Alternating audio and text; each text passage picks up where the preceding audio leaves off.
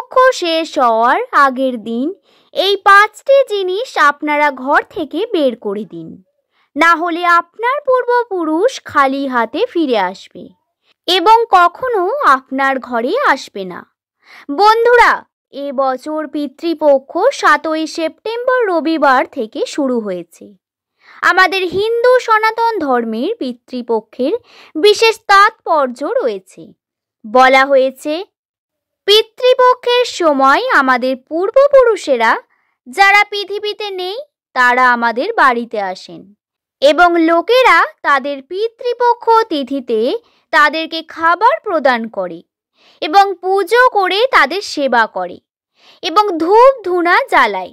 বলা হয়, যে যে বাড়িতে পূর্বপুরুষের আশীর্বাদ থাকে সেই ঘর সমৃদ্ধ হয়, কিন্তু যে বাড়িতে পূর্বপুরুষের অভিশাপ থাকে সেই বাড়ি ধ্বংস হয়ে যায়। মারামারি, ঝগড়া, বিবাদ, অসুস্থতা, দারিদ্রতা লেগেই থাকে। দেখুন, আজকের সময় মানুষ পিতৃপক্ষের তাৎপর্য ভুলেই গিয়েছে, কিন্তু আজকের এই ভিডিওতে গরুড় পুরাণের ভিত্তিতে আপনাকে আমরা এমন এক তাৎপর্য বলতে চলেছি, তা খুবই গুরুত্বপূর্ণ হবে আপনার জন্য। যদি আপনি জানতে চান যে আপনার জীবনে পিতৃদোষের মুখোমুখি না হই, যদি আপনি চান যে আপনাদের পূর্বপুরুষেরা আশীর্বাদ দিক, আপনি যদি চান যে পূর্বপুরুষদের কৃপা হোক আপনার ওপর, তাহলে আপনাকে এই ভিডিও মনোযোগ সহকারে শুনতে হবে। কারণ দেখুন, পিতৃপক্ষ শুধুমাত্র 16 দিন স্থায়ী হয়, বছরে একবার মাত্র আসে। আজ আপনাদের এই ভিডিওতে সেই জিনিসগুলি বলবো। যদি আপনি সেই সমস্ত কথা মন দিয়ে শোনেন, তাহলে আপনার জীবনে সবচেয়ে ভয়ঙ্কর পিতৃদোষ দূর হয়ে যাবে। আপনি আপনাদের পূর্বপুরুষদের আশীর্বাদ পেতে সুপ্রশস্ত পথ পাবেন এবং আপনার পরিবার সুখ সমৃদ্ধিতে ভরে উঠবে। বন্ধুরা, এমন 5টি জিনিস আছে যা আপনাদের বাড়িতে রাখতে হয়। সেই জিনিসগুলির কারণে পূর্বপুরুষেরা আপনাদের ঘরে প্রবেশ করে না। আমি আপনাদের একে একে বলবো। দেখুন বন্ধুরা, প্রথমেই আপনারা সবাই এই ভিডিওকে লাইক করে শুভকথা ইউটিউব চ্যানেলকে সাবস্ক্রাইব করে নিতে ভুলবেন না। বলা হয় যে পিতৃধর্ম এবং পিতৃপক্ষ একই। পিতৃপক্ষ হলো হিন্দু ধর্মের এই সময় যখন আমরা পূর্বপুরুষদের স্মরণ করি এবং শ্রাদ্ধ এবং পিণ্ড দান করি। মানুষ অনেক ধরনের ব্যবস্থা গ্রহণ করেন, মানুষ অনেক ধরনের পূজা করেন। মানুষ বাড়িতে পূর্বপুরুষদের শান্তি, পূর্বপুরুষদের খুশি করার জন্যে পিতৃপক্ষ ভাদ্র পূর্ণিমা থেকে আশ্বিনী অমাবস্যা পর্যন্ত 15 থেকে 16 দিন ধরে চলে এবং আমাদের হিন্দু ধর্মের প্রতিটি উৎসব এবং প্রতিটি পুজোর জন্য বিভিন্ন মহিমা এবং বিভিন্ন নিয়ম রয়েছে। তাই আমরা পিতৃপক্ষের কিছু বিশেষ নিয়ম নিয়ে আলোচনা করব। প্রথমত, পূর্বপুরুষেরা ভাঙা জিনিস একেবারেই পছন্দ করেন না। হ্যাঁ, মনে রাখবেন বন্ধুরা, অনেকের বাড়িতে এই অভ্যাসটা থাকে। ছেঁড়া জুতো, ভাঙা চেয়ার, ভাঙা বাসনপত্র, যে কোনো ভাঙা জিনিস ঘরে রাখেন। মানুষ ভাবে যে এই ভাঙা জিনিসগুলিকে ধনসম্পদ। দেখুন, এটি ধনসম্পদ নয়, এটি আপনার ধ্বংসের প্রথম কারণ। পিতৃপক্ষ হোক বা যে কোনো উৎসব, আপনাদের ঘরে ভাঙা জিনিসপত্র কখনোই রাখা যাবে না। কারণ লক্ষ্য করে দেখুন, অনেক সময় এমন যে লোকেরা তাদের বাড়িতে দরজার সামনে ছেঁড়া চপ্পল রাখেন, তাদের বাড়ির ছাদে ভাঙা জিনিসপত্র রাখেন।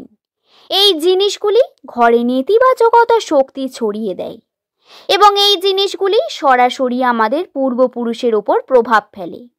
কারণ যখন আমাদের বাড়িঘর পবিত্র থাকে না, তখন কোনো পূর্বপুরুষ ঘরে প্রবেশ করতে পারে না।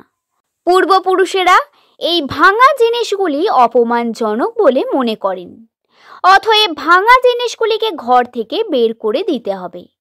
এবার দেখুন বন্ধুরা, মহাভারত, গরু পুরাণ এবং পদ্ম পুরাণ, এই 3টি পুরাণকে সনাতন ধর্মের সবচেয়ে বিশেষ পুরাণ বলা হয়।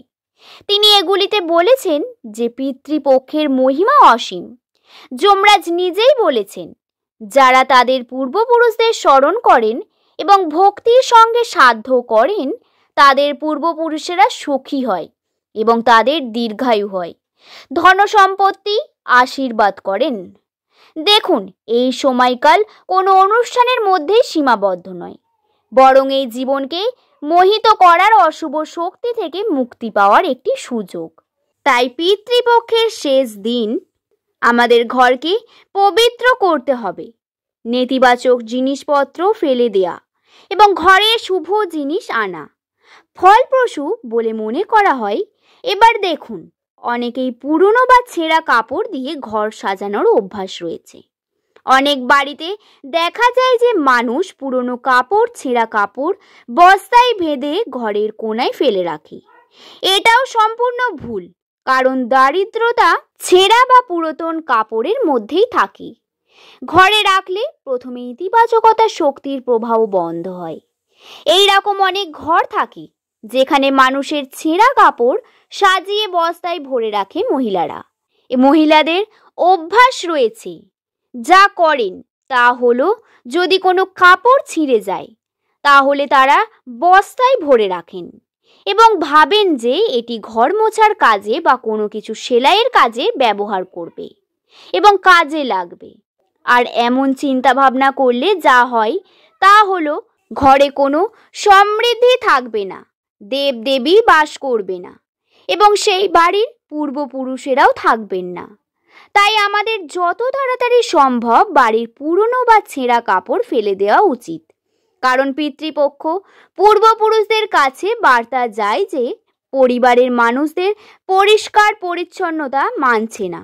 এখন একজন বংশধর কি করে তিনি তার পরিবারকে এগিয়ে নিয়ে যায়, এবং যখন বংশধর সম্পূর্ণরূপে পরিষ্কার, সম্পূর্ণ পবিত্র এবং পূর্বপুরুষেরাও চান যে আমার ঘর, আমার পরিবার এগিয়ে যাক, কিন্তু কখনো কখনো আমাদের এই ছোট ছোট ভুলগুলি আমাদের পূর্বপুরুষদের খুশি করার পরিবর্তে তাদের রাগিয়ে তোলে। সেই জন্য সেই সমস্ত জিনিসগুলি জানা গুরুত্বপূর্ণ। আর দেখুন, মানুষ অনেক সময় কি করে, তারা মাসের পর মাস ধরে ঘর পরিষ্কার করে না। আপনি সকাল সকাল ঝাড় দিচ্ছেন, এটি ভালো, কিন্তু দেখুন, এখানে পরিষ্কার পরিচ্ছন্নতা বলতে যা মানুষ করে তা মাসের পর মাস ঘরে মাকড়সার জাল থাকতে দেয়। মাকড়সার জাল সব থেকে অশুভ বলে মনে করা হয়। ময়লা মানে হলো আমরা আমাদের পূর্বপুরুষদের স্বাগত জানাতে প্রস্তুত নেই। যখন কোনো পূর্বপুরুষেরা আমাদের বাড়িতে আসেন তখন প্রথমেই আমাদের ঘর পরিষ্কার এবং সুন্দর রাখতে হবে। কোনো অতিথি আসার আগে যেমন ঠিক ঘর পরিষ্কার করি, তেমনি পিতৃপক্ষ শেষ হওয়ার আগের দিন অবশ্যই এই কাজগুলি করুন। যেমন দীপাবলির সময় বা দুর্গাপুজোর আগে আমরা ঘরদোর পরিষ্কার করি মা লক্ষ্মীকে ঘরে প্রবেশ করানোর জন্য, একইভাবে পূর্বপুরুষদের প্রবেশ করানোর জন্য আমরা অনেক যত্ন নেওয়া উচিত। বলা হয়েছে, একবার দেবদেবী রাগ করলে ঠিক আছে, কিন্তু পূর্বপুরুষেরা কখনো রাগ করানো উচিত নয়। ঘর থেকে সবকিছু ময়লা মাকড়সার জাল দূর করবেন। যদি কোনো বাড়িতে এই ধরনের কাজকর্ম না দেখা যায় তাহলে বাড়ির লোকেদের ঋণগ্রস্ত থাকে, প্রতিদিন অর্থের অভাব দেখা যায়, প্রতিদিন স্বাস্থ্য সম্পর্কিত সমস্যা দেখা যায়। এই সমস্ত জিনিস লক্ষণীয়। বন্ধুরা, পচা শস্য বা অকেজো ওষুধ অনেকের বাড়িতেই দেখা যায়। যে বাড়িতে অকেজো ওষুধ রেখে দিয়েছে তারা মনে করেন যে সেটি একদিন কাজে আসবে, কিন্তু সেই জিনিসগুলি কখনোই কাজে আসে না, সেগুলি পড়ে থাকলে নষ্ট হয়ে যায়। দেখুন, পিতৃপক্ষের সময় এই কাজ করা উচিত নয়। পুরাতন ডাল, পুরাতন শাকসবজি রান্না করে খাওয়া উচিত নয়। যত তাড়াতাড়ি সম্ভব এগুলিকে ফেলে দিন, কারণ পিতৃপক্ষের শেষ দিন এগুলি আরো অশুভ হয়ে উঠবে।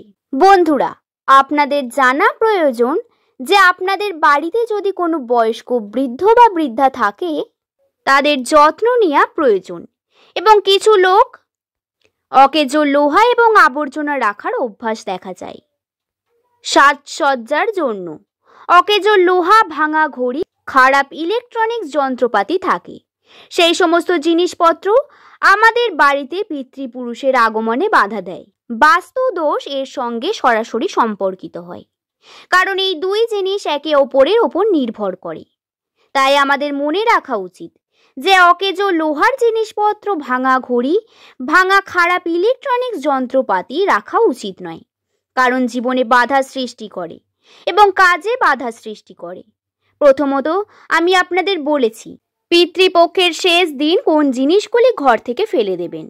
এটিও আপনাদের জন্য খুবই গুরুত্বপূর্ণ। পিতৃপক্ষ শেষ দিন আপনাদের ঘরকে অত্যন্ত সুন্দরভাবে সাজিয়ে তুলুন। ঘরে কিছু জিনিস আনা খুবই গুরুত্বপূর্ণ। প্রথমত তুলসী গাছ। তুলসী গাছকে পবিত্র বলে মনে করা হয়। দ্বিতীয় হলো গঙ্গা জল। এই দিন গঙ্গা জলে স্নান করার মতো বিভিন্ন পূর্ণ কাজ আপনারা করতে পারেন। এছাড়াও সারা ঘর গঙ্গা জলের ছিটা দিতে পারেন। পিতৃপক্ষের শেষ দিন ঘরে ধূপকাঠি এবং ঘি আনতে হবে, কারণ ধূপ দিয়ে পূজা করলে পরিবেশে দেবত্ব আসে। পিতৃপক্ষের শেষ দিন ঘরে এই জিনিসগুলি আনবেন এবং এই দিনই হলো পূর্বপুরুষদের সম্মান করার একটি সুযোগ। তাই আমি আশা করি যে ব্যক্তি পিতৃপক্ষের দ্বারা উল্লেখিত সমস্ত নিয়ম মেনে চলবে তাদের বাড়িতে সুখ, সমৃদ্ধি, স্বাস্থ্য এবং পূর্বপুরুষদের আশীর্বাদ থাকবে। ভিডিওটি এই পর্যন্তই। ভালো লাগলে একটি লাইক করে শুভকথা ইউটিউব চ্যানেলকে সাবস্ক্রাইব করে নিতে ভুলবেন না। দেখা হবে পরবর্তী কোনো একটি ভিডিওতে। সকলকে ধন্যবাদ।